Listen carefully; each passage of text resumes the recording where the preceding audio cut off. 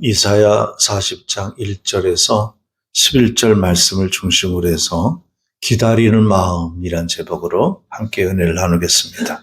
번째 대강절이라 이렇게 하는데, 그런데 재밌는 건요, 교회 달력이 대강절부터 시작이 된다는 거예요. 세상 달력은 이때 되면 뭐예요? 12월 달이 됐으니까 이제 마지막 달력 한 장 남겨놓고 이제 금년도가 끝났다, 끝이 나고 있다, 마지막 얼마 남지 않았다, 이렇게 얘기를 하는데, 근데 교회에서는, 교회 달력은 이제 시작을 알리는 것이 대강절이에요.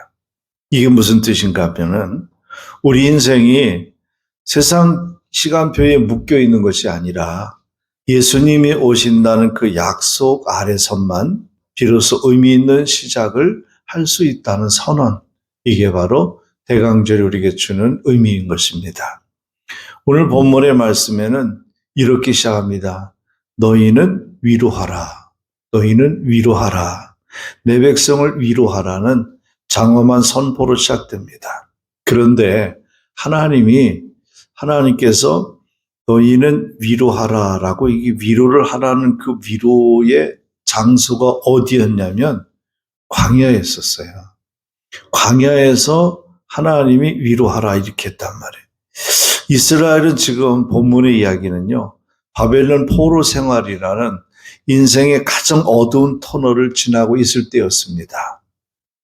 이제 다 끝났다, 하나님 우리를 잊으셨나 보다, 이렇게 절망하고 있을 때 주님께서 말씀하신 것은 이렇게 얘기합니다. 그 막막한 광야에서 길을 내라 라고 얘기합니다. 이 광야에서 하나님이 오실 것을 기다리라는 것이죠. 성경의 연대기가 세상의 연대기와 다릅니다. 세상은 우리가 무엇을 성취했을 때에 새로운 시대가 다가왔다, 새로운 시대가 열렸다라고 하지만, 복음은 우리가 아무것도 할 수 없는 광야에서, 아무것도 할 수 없는 광야에 있을 때 하나님이 오신다라고 이야기하면서 우리에게 새로운 시대가 열림을 선포합니다. 우리는 만사가 형통하고 잘되고, 사업도 잘되고, 가정의 경제도 어렵지 않고, 건강하고, 모든 것이 형통할 때에 이제 내 인생에도 봄날이 왔다, 꽃이 핀다, 새로운 시대가 열린다라고 하는데요. 그런데 성경은 아무것도 할 수 없는 광야에 있을 때, 거기서 하나님은 오신다라고, 내 길을 예비하라, 기다려라, 그리고 내 백성을 위로하라, 이런 말씀으로 오늘 말씀을 주고 있다는 거죠. 그것이 대강절의 신비입니다. 여러분의 인생이 지금 광야와 같습니까? 그렇다면 지금이 바로 하나님을 기다릴 때라는 거예요. 그러면 우리가 주님을 어떤 마음으로 기다려야 되느냐? 그 부분에 대해서 성경은 오늘 얘기하는데, 첫째는 깨끗한 마음으로 주님을 기다리라고 하십니다.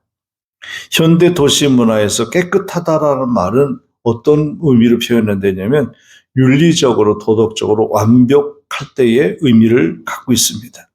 자신을 정당하고, 그러다 보니까 남을 판단하는 완벽주의 말이죠. 하지만 성경에서 깨끗함을 말할 때는 의미가 달랐어요.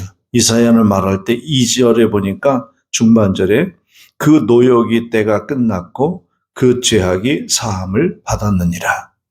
이것은 역설적이죠. 하나님은 우리의 윤리적 완벽함이 아니라 우리의 실패를 우리가 스스로 인정할 때에 깨끗한 마음이 된다라고 얘기합니다. 우리의 노력으로, 윤리적 도덕 기준으로 우리가 바르고 정직하게 살 때 우리는 깨끗하다라고 하는데, 성경은 그렇게 하지 않고 내가 죄인임을 고백할 때, 내가 스스로 부족한 인간인 것을 자인할 때, 그리고 나는 실패자였다는 것을 하나님께 겸손하게 시인할 때, 그때의 하나님은 부족한 우리를 깨끗하다라고 얘기하셨다는 겁니다. 플라톤의 철학의 선의 개념이 아니라 그리스도의 은혜의 개념에서의 깨끗함입니다. 세례 요한의 메시지 중에 이런 말이 있죠. 회개하러 천국에 가까웠느니라. 이것은 율법적 명령이 아니잖아요. 회개하라 천국에 가까웠느니라. 천국을 가려면 회개해야 된다. 그럼 왜 회개하라 그런 거예요? 죄인이기 때문에. 우리가 죄를 졌기 때문에 회개하라고 한 거죠. 근데 여기서 그러면 플라톤 같은 철학자의 개념에서는 이 선의 개념이 깨끗해야 되는 거예요. 회개할 것이 없는 착하고 선하고 그런 사람들을 얘기하는데 성경에서 말하는 그 선이라는 것은 회개함이라고 얘기합니다. 회개할 때에 우리가 천국을 받게 된다. 회개할 때 우리가 깨끗한 마음을 소유하게 된다. 이것은 바로 뭐예요? 그리스도의 은혜의 개념이라는 거죠. 이것이 우리에게 해방을 선언한 겁니다. 회개란 우리가 실패자임을 인정함으로써 진정한 자유를 누리는 과정, 이것을 회개라고 합니다. 여러분, 회개는 내가 내 인생의 주인 노릇하던 고집을 꺾는 행위입니다. 이스라엘이 왜 포로로 잡혀갔습니까? 이스라엘이 왜 포로로 잡혀갔다 광야에서 위로를 받아야 됩니까? 그 이유는 죄 때문이었습니다. 그런데 하나님은 이렇게 말합니다. 이제 그 벌을 다 받았어. 그러니까 이제 너희는 죄인이 아니고 죄가 끝났다라고 오늘 2절에 그렇게 선언합니다. 이 말은 뭐예요?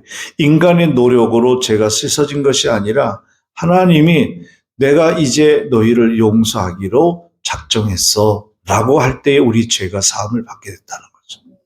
우리가 예수를 불렀습니까? 우리가 예수를 원해서 예수가 왔습니까? 아니잖아요. 우리는 여전히 죄인의 모습으로 있었을 때에 그분이 우리에게 일방적으로 오셔서 우리를 그냥 일방적으로 사랑하시고 우리를 위해서 일방적으로 십자가에 죽으셨습니다. 그것을 성경에 아가페 사랑이라고 했고요. 이런 일방적인 하나님의 사랑이 우리를 용서해 준 거예요. 그게 바로 구원입니다. 여러분, 그래서 회개한다는 것은 하나님, 제가 제멋대로 살아서 내 인생을 망쳐놨습니다. 주님이 오시지 않으면 저는 답이 없어요. 라고 손들고 나오는 것. 그냥 시인하는 거예요. 나는 죄인이라고. 내 안에 가득 차 있는 탐욕과 시기심, 그 지저분한 것들을 들고 주님 앞에 나와서 나를 불쌍히 여겨주십시오.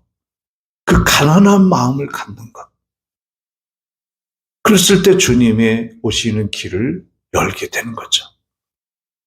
사랑하는 여러분, 잘못된 과거를 청산하고 깨끗한 마음으로 주님을 기다리시기를 바랍니다. 깨끗한 마음으로 주님을 섬기는 자들과 함께 주님을 만나시기를 축복합니다. 두 번째는 온유한 마음으로 주님을 기다려야 합니다. 자, 3절 말씀 같이 읽어보겠습니다. 너희는 광야에서 여호와의 길을 예비하라. 사막에서 우리 하나님의 대로를 평탄하게 하라. 아멘. 여기 광야에서 여호와의 길을 예비하라. 광야는 당시 이스라엘 백성들의 영적 상태를 말한 거예요. 메마르고 딱딱하게 굳어진 심령에 하나님의 은혜는 임할 수 없다라는 거죠. 그래서 4절의 말씀에 이어서 이렇게 말합니다. 읽어봅니다. 골짜기마다 더두어지며 산마다 언덕마다 낮아지며 고르지 아니한 곳이 평탄하게 되며 험한 곳이 평지가 될 것이요. 이 말이 뭐예요? 골짜기 같은 음흉한 마음, 산과 같이 교만한 마음, 고르지 못한 험난한 마음이 거룩하고 겸손하여서 온유한 마음으로 바꾸어질 때에 우리는 구세주로 오시는 우리 주님을 만나게 될 줄 믿습니다. 성경이 말하는 온유는 약함이 아니에요.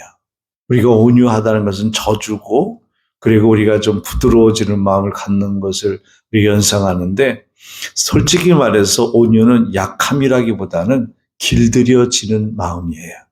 보세요. 요셉이라는 사람을 예를 들어보면 형들이 팔아넘기고 감옥에 가고 난리가 났는데 나중에 요셉이 애굽의 총리가 되잖아요. 그랬을 때 형들이 먹을 것이 없어서 흉년이 들었을 때 애굽까지 와서 동냥을 하러 와요. 그때 자기들이 공동이 빠뜨려 죽이려고 했던 동생, 그리고 이제 노예로 팔아먹었던 동생, 버렸던 동생이 세상의 그 큰 나라의 2인자인 총리가 돼 있단 말이죠. 그 형들이 거기서 벌벌 떨었어요. 동생을 우리가 저렇게 취급했으니 저 높은 사람이 됐으니 우리를 죽일 거다 라고 할 때에 요셉이 떨고 있는 형들한테 이렇게 말하죠. 형님들이 보낸 것이 아니라 나를 이곳에 형님들이 팔아서 버렸잖아요. 노예로 팔아서 보낸 건데 요셉은 그렇게 말해요. 형님들이 나를 여기에 보낸 게 아니라 하나님이 나를 앞서 보낸 것입니다. 이게 온유예요. 온유라는 것은 이런 거예요. 내가 저를 때릴 수 있고 보복할 수 있고 벌 줄 수 있고 내가 저를 혼내줄 수 있는데 그냥 그것을 봐주는 것. 이게 온유예요. 나에게 닥친 억울한 일이 이해 안 되는 고난 속에서도 하나님이 결국 선하게 인도하실 거야 라고 믿으며 묵묵히 그 자리를 견디는 실력, 이게 온유예요. 화낼 상황에서 화 안 내고 자랑할 상황에서 겸손한 것, 그건 내 인격이 훌륭해서가 아니라 하나님의 주권을 믿기 때문에 가능한 것이고 그것이 바로 온유인 거예요. 우리 주님은 가장 낮은 자리까지 내려오셨어요. 창조 주세요. 그리고 죄인 우리를 벌하실 수 있는 심판 주세요. 그런데 우리를 심판하기 앞서서 우리를 살리기 위해서 우리의 죄를 다 짊어지고 십자가에 죽기까지 그는 자기를 낮추셨어요. 이것을 우리는 예수님은 온유하다는 거예요. 나는 마음이 온유하고 겸손하니. 나는 마음이 온유하고 겸손하니. 십자가에서 죽으실 때에도 원수를 위해서 기도하신 분, 아버지, 나를 죽이는 저들을 향하여서 이렇게 말하죠. 나를 채찍에 때려서 온몸이 찢어지고 피가 났어요. 고통스러워요. 그리고 대못을 박아서 양팔과 다리에 못을 박았어요. 가시관을 씌웠어요. 옆구리에 창을 찔러 죽였어요. 나를 저렇게 잔인하게 죽이고 고통 주는 저들을 향하여 예수님 뭐라고 기도하십니까? 아버지, 저들의 죄를 용서해 주십시오. 이런 기도가 어떻게 가능할까요? 그것은 바로 우리의 주님은 어떤 분이에요? 온유한 분이기 때문에 가능했다는 거예요. 우리가 예수님을 만날 수 있는 방법은 온유한 마음을 가질 때에 그 예수를 만날 수 있다는 겁니다. 여러분, 바로 우리는 그분을 기다리고 있고 또 그분을 우리의 구세주로 믿는 사람들입니다. 그러므로 온유하지 않고서는 그분을 진정으로 만날 수가 없어요. 우리의 신앙은 복이 될 수 없는 거예요. 우리가 온유한 마음을 가질 때에 설교 시간에도 주님의 음성을 들을 수 있는 거고요. 예배드리면서 주님의 만져짐의 감동을 느낄 수 있고요. 온유한 마음을 가질 때에 성탄을 진정으로 맞이하게 될 줄 믿습니다. 마지막 세 번째로 드리고 싶은 것은 기대감을 가지고 주님을 기다려야 합니다. 기대한다는 것. 5절 말씀 보십시다. 5절 읽어봅니다. 여호와의 영광이 나타나고 모든 육체가 그것을 함께 보리라. 이는 여호와의 입이 말씀하셨느니라.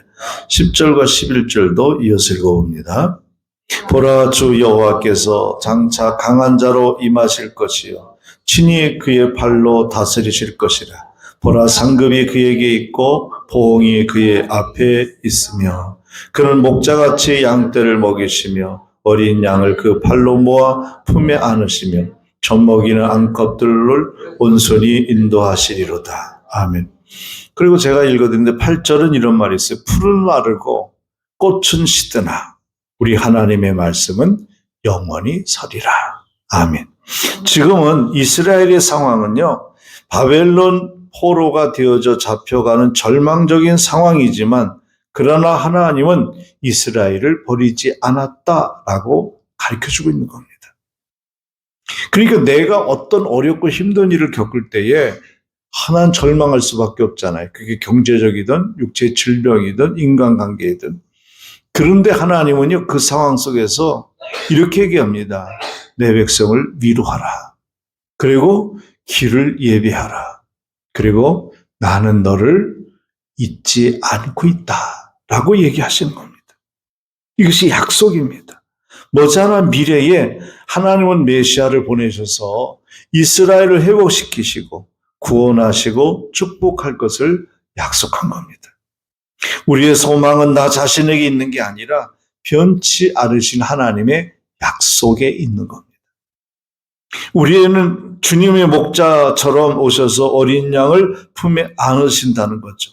여러분이 잘나서 안아주신 것이 아니라 우리가 비실거리고 길을 잃으니까 주님이 직접 찾아오셔서 내가 너를 놓지 않겠다. 팔을 걷어붙이시고 오신 겁니다. 이것이 메시아를 기다리는 이유가 되는 것입니다. 여러분, 아기를 키울 때 그 아이가 엄마 아빠를 위해서 용돈도 안 주고 돈도 안 벌어주고 먹을 것도 안 줍니다. 내가 계속 먹을 것을 만들어줘야 되고 씻겨줘야 되고 입혀줘야 되고 말 안 들고 속색이고 울고 징징거리고 짜증내도 엄마는 아빠는 그 아이를 안아줍니다. 잘해서 안아준 게 아니라 내가 그 아이를 잊지 않기 때문에, 내가 그 아이를 사랑하기 때문에, 내 자식이기 때문에 그렇습니다. 우리 주님이 이 땅까지 오셔서 우리를 품으신 이유도 바로 그런 이유입니다. 내가 잘나서가 아니라 하나님은 나를 잊지 않으셨습니다. 그리고 나를 하나님의 자녀로 오늘도 인정하고 계십니다.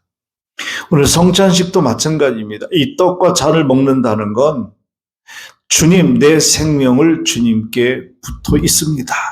주님 책임져 주십시오라는 고백의 시간입니다. 올 한 해 어떻게 사셨든 그거 따지지 말고 속상해하지 마십시오.